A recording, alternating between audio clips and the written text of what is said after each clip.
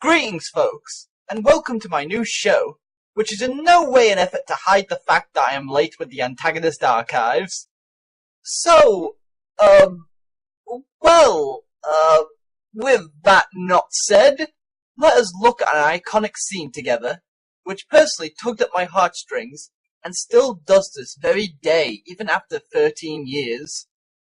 Yes, as many of you may have suspected, it's Final Fantasy VII's most infamous scene, that just from over 1 second of seeing it, most of you don't need an introduction.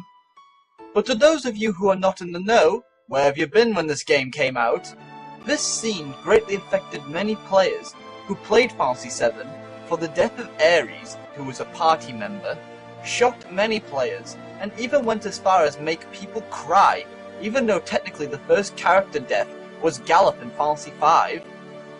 But somehow, this scene caused such an uproar amongst fans that it even sparked off many outrageous rumors about possibly reviving the Flower Girl.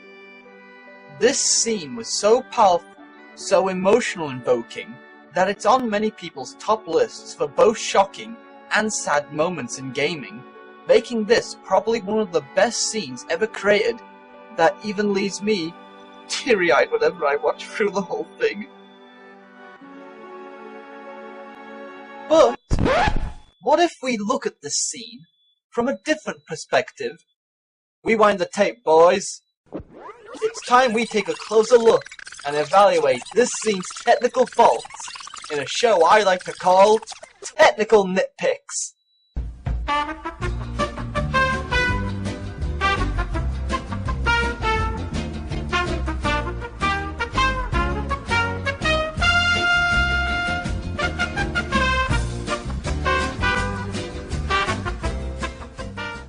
Now, the point of the show is to watch a game's cutscenes and point out any flaws and oddities that appear during it. So let us watch and review this scene from the very beginning. Okay, starting off we see Ares sat close to the edge of the railings behind her. All seems fine so far. And now she is in the center of it? How'd she get there so fast, and why? Was there a cold draft we didn't know about? Or did she just want to be the center of attention?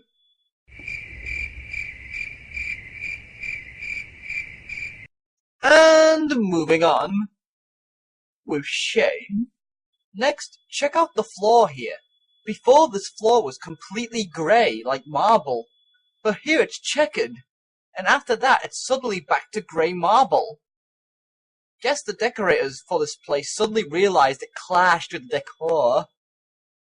The reason why it was checkered at only that one point may be because the type of lighting they used might have clashed with the type of 3D texture they used for the floor, thereby showing us what was beneath the texture.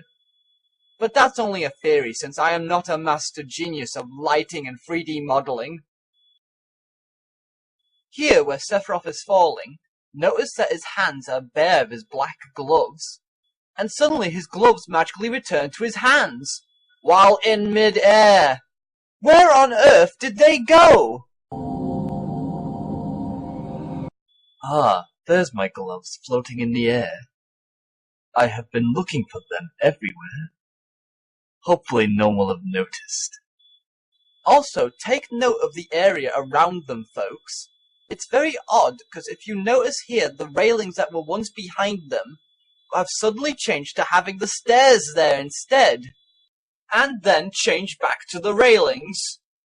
Now, unless they had the turning speed of a Dragon Ball Z fighter, then I doubt that would be possible, especially while he was in the air.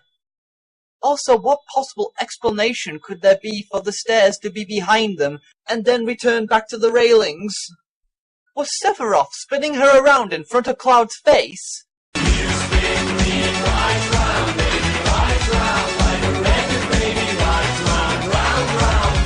The only logical explanation for this could be that the planned position was originally in front of the steps, but when the rest of the FMV scene was created, along with the area modeled, the positioning of where they were supposed to be changed completely. Yet the reasons to why this was not caught and fixed may be due to time constraints, but don't take my word on that. And wait a minute! Let me check something here.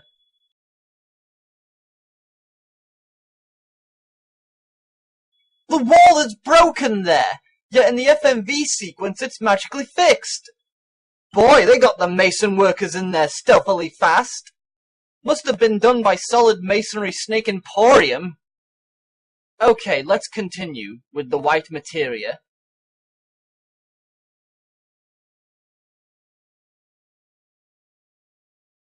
Hang on a second!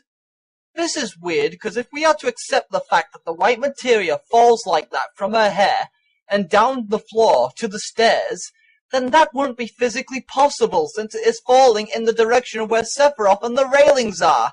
Yet they are trying to tell us that we have to accept the fact that the white materia falls to the floor, ricochets off the wall or Sephiroth, and down the stairs. That can't be possible considering the position they are in now. Also, this white materia must be the most physics-breaking jewel in the world, since it bounces around so much that even curveballs are included, as it goes down even to straight left and right. How on earth could it do that?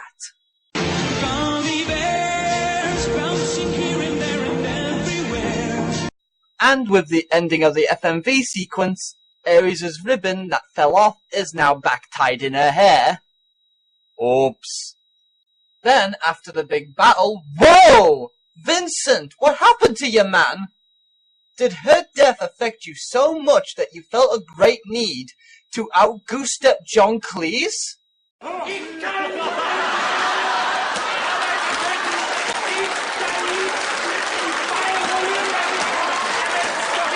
And kick Cloud in the crotch. Fantastic. Now, I researched into this and found that in the PlayStation 1 version of the game, Vincent's model works fine, but the PC version, which came out 7 months later, oddly enough has the weird thing that happens to him. So whether it's due to an error in porting the game on Square's part at the time is debatable. Also, the wall is broken again. Guess they are not built to last. Here's an odd thing that happens. When Cloud picks Ares up into his arms, her head is positioned to the side of Cloud that is not wearing the shoulder guard. But when it comes to the FMV sequence of laying her to rest, she is now facing in the direction of where his shoulder guard is. What happened between having her in his arms and placing her into the lake? Psst, Cloud, could you turn me the other way? I want to be in a more comfortable position. Jeez, even when you're dead, you're still a slave driver. Finally, we come to the ending of the scene, and... where the heck did Cloud go? Goodness, he wanted to leave her fast. Unless she is a slow sinker. And now that I think about it, wasn't the lake shallow a moment ago for Cloud to walk through? Why is there no shallow parts to this lake? Or is Cloud literally a cloud so he can actually float through everything? And this is where our scene comes to a close. This cutscene in its entirety suffers from a bad case of irony. It is highly praised as a well-thought-out, emotional-invoking, and greatest scene to ever be created, but is also the worst scene when considering continuity issues and physics in every part of these sequences. Sure, we can blame technology at the time for physics not being perfected, but that doesn't excuse the rest of the oddities, like the positioning not being planned out properly, nor the white materia's trajectory in this scene. But you know what? Even knowing about this, I still love this scene. It was something that really stuck out to me throughout my childhood, and was the first computer game I had the pleasure of owning that got me to feel so deeply for the characters, especially Ares in this scene. So it just goes to show that if you do it right, and if the characters themselves take the attention away from the background, and the story is strong enough, then no one will question it. Unless they were a complete sad computer game nerd that had nothing better to do with their time, and examined every nook and cranny of everything they watch. Oh.